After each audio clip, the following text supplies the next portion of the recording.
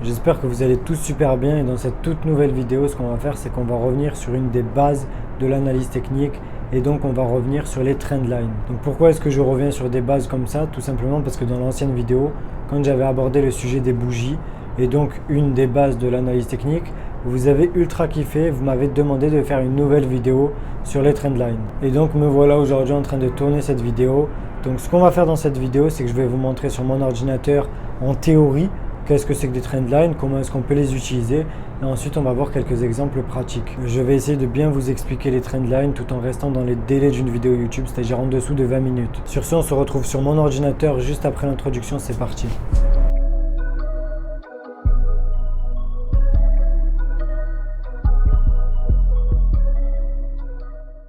Comme vous pouvez le voir, on se retrouve sur mon ordinateur et la première chose qu'on va faire, c'est qu'on va voir qu'est-ce que c'est qu'une trendline. Une trendline, c'est une ligne de tendance, si on traduit ça littéralement depuis l'anglais au français. Donc trend, c'est tendance et line, c'est ligne. Donc une ligne de tendance, c'est une ligne qui va nous permettre de tracer et d'encadrer, on va dire, une tendance. Donc imaginons qu'on a le prix qui évolue vers le haut. En général, quand le prix évolue vers le haut, donc il y a une hausse, eh bien, il y a des corrections baissières. Et il y a à nouveau des impulsions haussières, des corrections baissières, des impulsions haussières. Et c'est comme ça qu'on va avoir une sorte de structure du prix. Et rarement le prix va monter tout droit à la verticale. Il n'y a que le Bitcoin qui fait ça. Et encore, même si on voit un prix qui évolue tout droit, qui semble évoluer à la verticale comme Tesla ou comme le Bitcoin, eh bien même si on regarde à l'intérieur de ces mouvements sur du plus court unité de temps, on va voir des petites impulsions haussières et des toutes petites corrections. Des toutes petites impulsions haussières et des toutes petites corrections. Ainsi de suite. Donc tout ça pour vous dire qu'est-ce que c'est qu'une trendline. En fait ça va être des lignes qu'on va tracer, donc je vais changer la couleur de mon stylo pour que tu puisses bien comprendre c'est quoi la trendline. Donc c'est une ligne qui va dessiner la tendance haussière et qui va soit la supporter, soit la résister. Donc en fait il va y avoir des trendlines support, donc ça pour le coup c'est une trendline support d'une tendance haussière, tout simplement parce que dès que le prix il arrive sur cette trendline, plusieurs fois il a rebondi dessus. Donc par la suite, il y a des possibilités, il y a un potentiel pour que le prix, dès qu'il arrive à nouveau sur la trendline, eh ben, il rebondisse dessus. Et c'est grâce à ça, c'est de cette manière plutôt qu'on va utiliser les trendlines. Ensuite, une trendline résistance, on va la dessiner aussi en grise. Donc là, ça va être plutôt la trendline qui va relier tous les sommets d'une tendance haussière ou d'une tendance baissière. Et ça va être la trendline résistance. Donc normalement, une trendline, c'est droit. Mais là, comme je fais des dessins sur mon ordinateur, c'est assez compliqué de faire quelque chose ultra droit et j'ai pas forcément de règles pour pouvoir faire ça. Donc clairement, ça serait la trendline résistance. Donc à chaque fois que le prix il arrive sur cette trendline résistance, eh ben, il rebondit dessus, c'est ce qui s'est passé dans le passé. Et donc par la suite, c'est possible qu'il se passe de nouveau la même chose et que le prix il rebondisse sur cette trendline. Et donc grâce à une trendline support, on peut potentiellement déceler des nouvelles impulsions quasiment au début, parce qu'on voit dès que le prix rebondit dessus, une fois qu'on a déjà tracé la trendline. Et ensuite, grâce à la trendline résistance, on peut voir quand est-ce que le prix peut potentiellement s'apprêter à faire une nouvelle correction. Bon, en réalité, il y a beaucoup de cas de figure où le prix n'évolue même pas entre des trendlines, il dépasse des niveaux, il rentre à l'intérieur de certains niveaux, et c'est compliqué à identifier et à anticiper. Mais parfois, les trendlines elles vont avoir un rôle ultra efficace et ça va nous permettre de faire, en tout cas de trouver des bonnes opportunités, des bons potentiels haussiers ou baissiers. Là, on a vu comment est-ce qu'on va utiliser les trendlines dans une tendance haussière, mais dans cette tendance haussière, on peut utiliser les trendlines sur un plus petit time frame pour trouver la vraie opportunité. De cette manière, on va pouvoir faire de l'analyse multi-time frame. Imaginons que le prix fasse une impulsion haussière et fasse une correction comme celle-ci, on veut savoir quand est-ce que cette correction elle va se finir, ou plutôt on essaie d'anticiper quand est-ce qu'elle va se finir et qu'on peut voir une nouvelle impulsion haussière se dessiner. Donc comment est-ce qu'on va faire? On va faire de l'analyse multi-time frame, on va zoomer dans cet élément-là. Et qu'est-ce qu'on va voir quand on va zoomer dans cet élément? En général, on va voir une pattern de correction. Donc ça peut être une pattern en flag. Donc ça va être une figure qui va ressembler à ça. Et le prix va la dépasser. Donc là, si on utilise les trendlines, on va reprendre notre petit truc gris pour illustrer les trendlines. Dès qu'on a la cassure de ces trendlines à ce niveau-là, eh ben on a un potentiel haussier. Parce qu'on a un potentiel de passer à la nouvelle impulsion haussière, comme on peut le voir ici. Donc clairement, juste avant, on a la grande impulsion haussière, on a une correction. Cette correction, elle peut se terminer sur une trendline support à plus long terme. Donc là, on a la trendline support. Le prix, il termine la correction dans ce niveau-là. Il dépasse la trendline résistance de court terme. Et on a une nouvelle impulsion haussière qui se dessine. Donc ça, c'est un cas un peu utopique. Donc ce qu'il faut retenir par rapport aux trendlines, c'est qu'on peut tracer des trendlines sur plein d'unités de temps. Donc si on va sur une toute petite unité de temps, là, on va encadrer une tendance baissière. Et dès qu'on sort cette tendance baissière, on a un potentiel haussier. Bon, en fait, c'est pas une tendance baissière parce que quand on va sur du plus long time frame, donc du plus long unité de temps, on se rend compte qu'en fait, c'est juste une correction.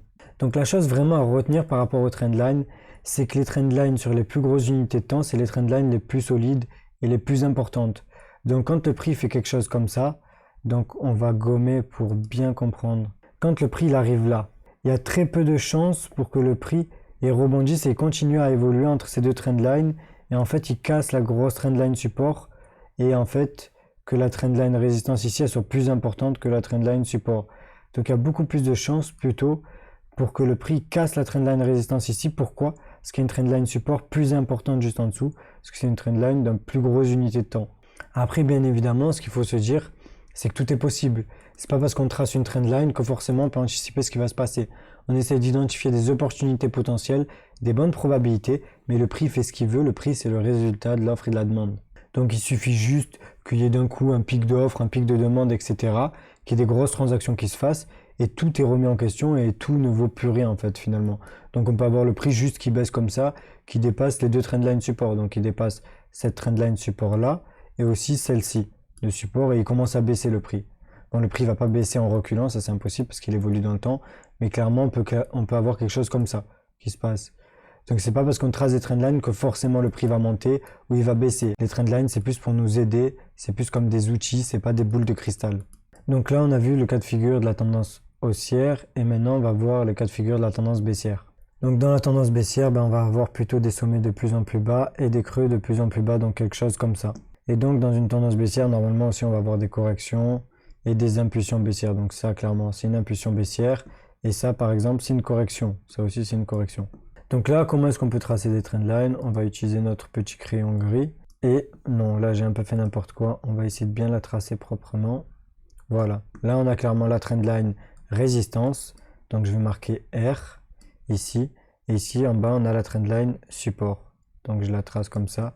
Et je vais marquer S. Donc en reliant tous les sommets et en reliant tous les creux, on peut potentiellement trouver des endroits de nouveaux sommets et des endroits de nouveaux creux. Parce que s'il y a une même logique qui a été respectée tout au long de cette petite tendance baissière, on peut avoir une logique qui continue à rester en place. C'est comme quand on a une tendance haussière, on a un prix qui monte, il a plus de chances de continuer à monter. Là, il y a une logique qui se met en place, elle a plus de chances de continuer pendant un moment que de s'arrêter d'un coup. Donc pareil que pour la tendance haussière, si jamais on zoome par exemple dans ce petit mouvement là, ce qu'on va voir, c'est qu'on va voir une figure de correction normalement. Donc on peut voir par exemple une figure en rising wedge, donc ça va faire quelque chose comme ça. Et là on va arriver sur la trendline à résistance, donc je vais la tracer en gris aussi pour qu'on comprenne bien. Et là on peut tracer les petites trendlines à plus courte unité de temps. Donc imaginons que là on soit sur du 1 heure, là on va dire qu'on est sur du 15 minutes. Et là, si on trace ces deux trendlines là, on peut voir que dès que le prix arrive sur la trendline résistance mais de long terme, le prix a plus de chances de casser la petite trendline support de court terme plutôt que la trendline résistance de long terme. Donc potentiellement, il y a plus de chances pour qu'on ait un mouvement comme ça qui se produise. Et ensuite, on a l'impulsion baissière qui se dessine. Et bien évidemment, cette figure de correction, elle a lieu après une impulsion baissière. Donc ça, clairement, c'est très théorique. Mais le fait de connaître et de comprendre cette théorie, ça peut beaucoup nous aider en pratique. Ensuite, les trendlines, on ne va pas forcément les tracer que dans des mouvements de tendance, donc que pour trouver des retournements, etc. On peut trouver aussi des retournements de plus long terme. Donc là, on va vraiment voir plutôt en pratique comment utiliser les trendlines. Donc on va dire que là, on a le prix qui vient sortir de cette tendance baissière. Donc il casse la trendline qui servait de résistance tout au long. On n'a toujours pas une confirmation du retournement, parce qu'on a une confirmation du retournement à partir du moment où le prix a dépassé le lower high ici, parce que dès que le prix dépasse ce plus haut, ça remet en question la tendance baissière, tout simplement parce que quand on a une tendance baissière, ça veut dire qu'on a des creux de plus en plus bas et des sommets de plus en plus bas. Et si d'un coup on a un nouveau sommet qui se dessine plus haut que l'ancien sommet, là, d'après la théorie de Dow, ben, directement, la tendance baissière, elle est remise en question et on peut potentiellement passer dans une tendance haussière.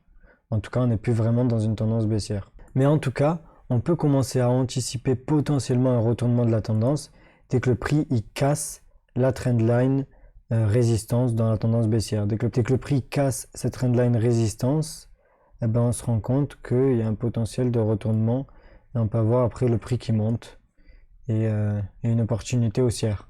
Donc il y a beaucoup de personnes qui tradent grâce aux cassures des trendlines.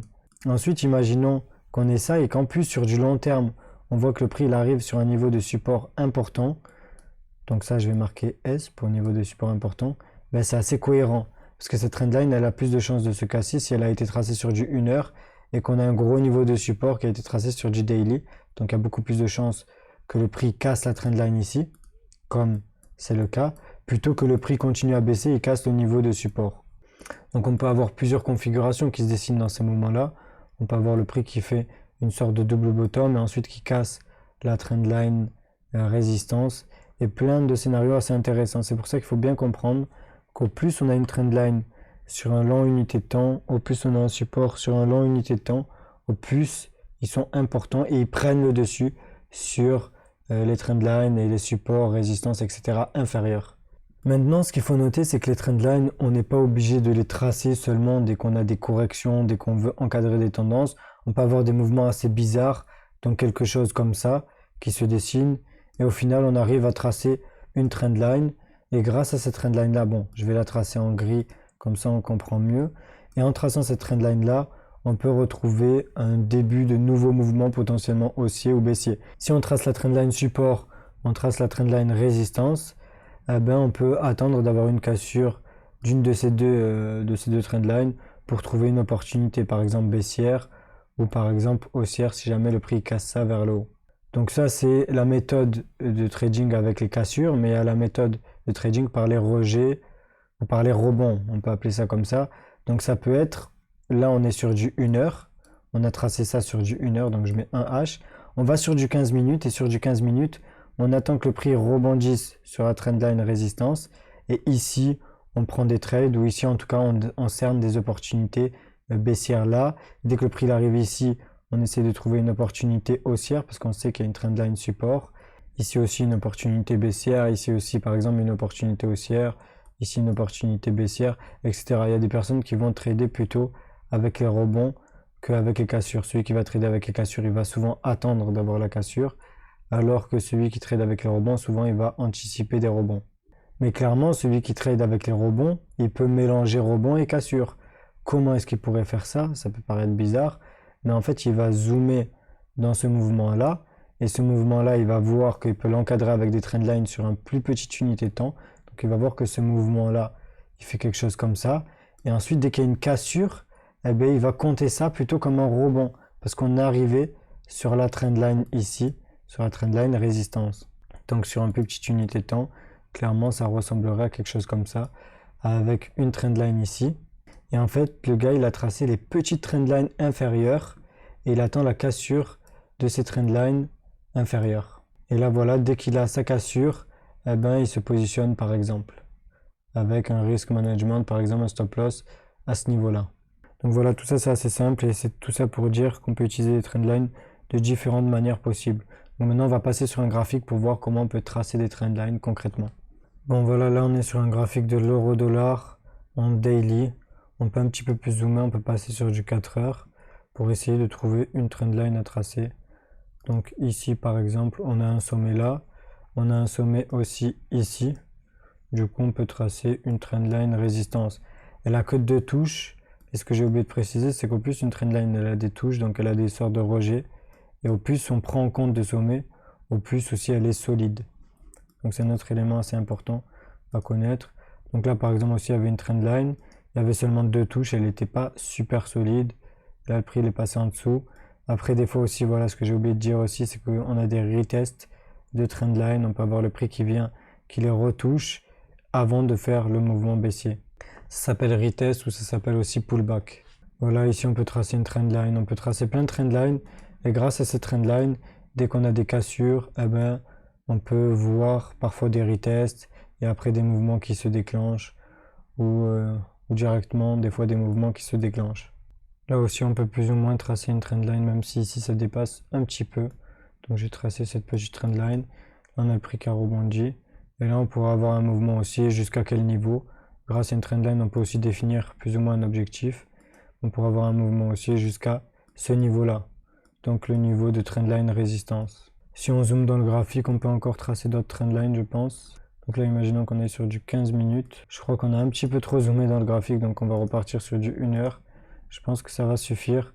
Voilà, là, on a une sorte de correction qui semble se dessiner. Et ce qu'on peut faire, c'est qu'on peut juste tracer la trendline de cette correction. Et dès que le prix dépasse cette trendline de correction, on peut potentiellement anticiper un mouvement haussier. Sauf que là, le problème, c'est qu'on peut aussi tracer la trendline du bas de cette correction. Et on voit que le prix, il la dépasse. Il est sur le point de faire un mouvement baissier. Donc potentiellement, on peut avoir le prix qui vient retester à nouveau la trendline support, la grosse trendline support, et après faire le mouvement haussier. Après aussi, ce qu'on peut avoir, quand on prend cette trendline là, on la copie, on la colle, eh ben, on peut dessiner en fait une sorte de canal descendant et le prix peut aussi faire un mouvement baissier jusqu'ici, et après rebondir et faire une impulsion haussière. Donc en fait faire plutôt une correction, parce que ça semble être une correction en flag ou en drapeau.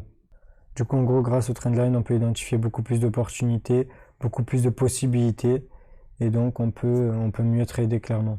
Donc voilà, tout ça de toute façon je l'ai expliqué dans la formation payante d'une manière un peu plus approfondie, un peu plus détaillée avec plus d'exemples. Mais là on est dans le cadre d'une vidéo YouTube, donc je peux me permettre de faire une vidéo qui dure plusieurs heures et qui serait même pas regardée par tout le monde. Donc j'essaie de vous montrer les bases vraiment, les choses qui sont assez importantes, comme ça vous pouvez les utiliser à votre profit. Sur ce, on se retrouve en face de la caméra pour la fin de la vidéo, c'est parti. Bon voilà, on en arrive à la fin de cette vidéo, j'espère que la vidéo vous a plu. J'essaie de vraiment vous expliquer les bases des trendlines tout en restant dans les délais, comme je vous l'ai dit, d'une vidéo YouTube. Si vous avez kiffé la vidéo et que vous voulez que je fasse plus de vidéos, n'hésitez pas à me mettre un gros pouce bleu. Si jamais en revanche vous avez des questions ou des commentaires, n'hésitez pas à les mettre dans l'espace commentaire juste en dessous. Dans la description de cette vidéo, vous retrouverez aussi le lien pour pouvoir accéder au canal Telegram gratuit. Vous retrouverez le lien pour accéder à mon Instagram, mais vous retrouverez surtout le lien pour pouvoir accéder au groupe privé Analyse et Partage. N'hésitez pas à checker. Je vous mettrai aussi le lien de la vidéo dans laquelle j'explique ces deux groupes. Mais c'est pas tout, parce que dans la description de cette vidéo, vous retrouverez aussi le lien pour pouvoir accéder à la formation privée si jamais vous voulez aller plus loin dans votre apprentissage. Si vous n'êtes pas encore abonné à la chaîne YouTube, je vous invite fortement à vous abonner juste en bas et à activer la cloche de notification pour ne pas manquer les prochaines vidéos. Sur ce, on se dit ciao et on se retrouve dans une prochaine vidéo.